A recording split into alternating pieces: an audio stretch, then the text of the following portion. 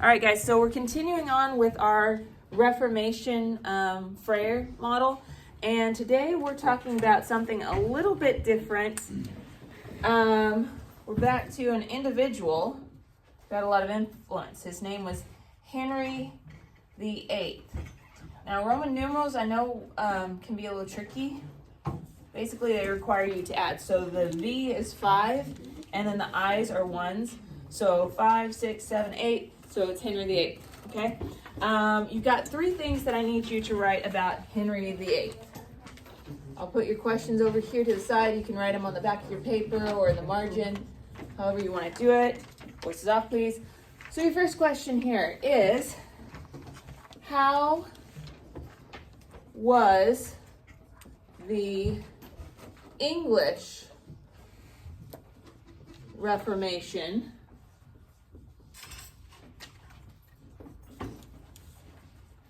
different than the rest of Europe? Okay, that's an R. So how is the English Reformation different from the rest of Europe? So you can kind of assume that it was different somehow. You've already seen along the way with Martin Luther and the other reformers kind of how it got started in other areas. There was one of the reformers that we talked about or learned about yesterday that did have a little bit of influence in England, but this is going to a whole new level, okay? So another one, the second one is, what caused Henry VIII to change his mind?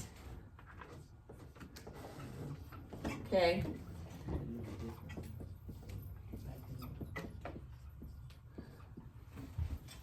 So in the beginning of his reign, he has one perspective on the Reformation and what it stood for, and by the end of his reign, he has a completely different perspective. Henry VIII is one of those really fascinating historical figures.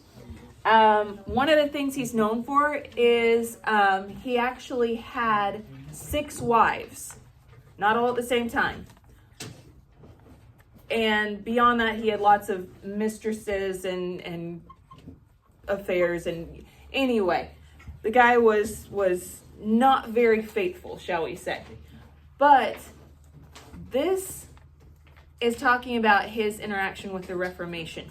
If you're interested in learning more about his 6 wives, you can look that up like after you get your work done today. There's a lot of very interesting drama that happened with that. But the third question you're going to answer, what did his 2 daughters do after he died? Okay, so he actually had 3 children who became the ruler of England after he died. He had a young son who was only a teenager when he became king, but he had a lot of health issues, and so he died very quickly. I think he only reigned like a matter of months. So he didn't really have a chance to make a lot of impact. But after that, he had 2 daughters that both became queen, one right after the other. And they also had their own perspective on the Reformation. So you're going to be reading about how they handled things after he died too.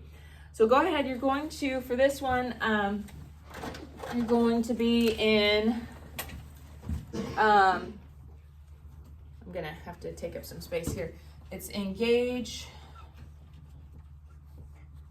tab 4 for Henry VIII today. So go ahead and get into Discovery Education. There is also the link in Canvas, and you should be able to answer those questions. Let's do it.